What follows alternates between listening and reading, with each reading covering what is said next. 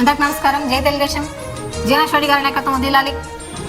మొన్నటి రోజున మేము విసిరిన సవాల్ని స్వీకరిస్తూ రాజురెడ్డి గారు గంజాల గ్రామంకి వెళ్ళి డైవర్ట్ పాలిటిక్స్ చేస్తూ హైడ్రామా క్రియేట్ చేశారు.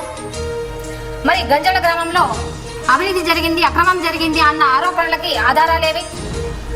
మరి మీరు రాజకీయ సన్యాసానికి ముహూర్తం ఎప్పుడు ఖరారు చేస్తున్నారు?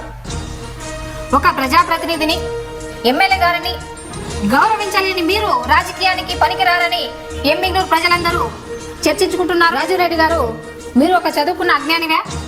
మీరు ప్రజాప్రతినిధిని ఎలా మాట్లాడాలో మీకు తెలియదా?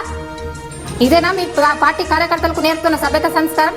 గొడ్డలిపాటి జగన్మోహన్ రెడ్డి గారి వారసత్వంతో రప్ప రప్ప అంటూ వెంటాడతాం వేటాడతాం అంటూ కపాలాలు పగలుతాయంటూ ప్రజల్ని భయభ్రాంతులకి గురి చేస్తే ప్రజలు మిమ్మల్ని, మీ పార్టీని కూకటి వేళ్లతో పెకిలిస్తారని హెచ్చరిస్తా ఉన్నా. మాటలని మాట్లాడి మీ తాతగారుకున్న కొద్దపాటి గౌరవాన్ని కూడా దెబ్బతీశారు.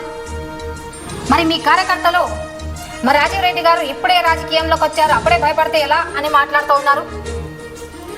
ఎవరికెవరు భయపడతా ఉన్నారో మరి మీ పార్టీకి తెలుసు, మరి మీ నాయకుడికి తెలుసు, మరి మీ కార్యకర్తలందరికీ తెలుసు. ఒక మహిళ విసిరిన సవాల్ని స్వీకరించలేని మీరు ప్రజానాయకుడు, మీదొక పార్టీ.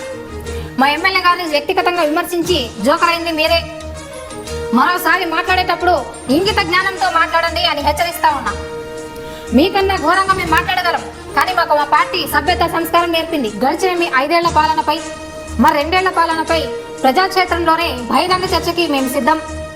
మరి మీరు మా ప్రభుత్వాన్ని ప్రశ్నించడానికి ప్రజల ప్రతిపక్ష హోదా కూడా మీకు ఇవ్వలేదు, అది మీరు మర్చిపోవద్దు.